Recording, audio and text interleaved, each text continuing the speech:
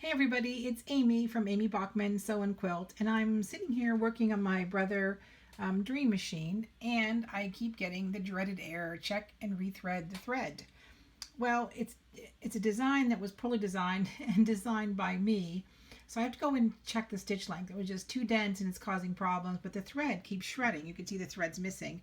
I don't think you can see it in there, but anyhow, it is inside and it is hiding. You can see that little shred right there. Your first inclination is to come back and grab the upper thread and pull back.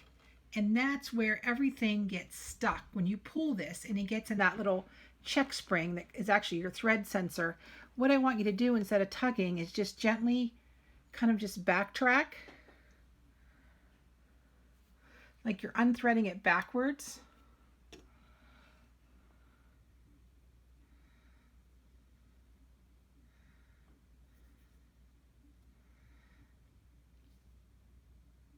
And there it is. If I would have pulled back towards the top and the thread, that guy would have got stuck in the check spring. So remember, when you get a broken thread and you can see that it's shredded, just come up to the top and just unthread it backwards, and that little ball of knotted fuzz will come right out, and you won't have to come see the repair guy to take the machine apart to get that nasty little burr of thread out of there. Now that little clump of thread, if it gets stuck in your tension assembly, which is right behind here in this neighborhood, okay, what happens is it opens the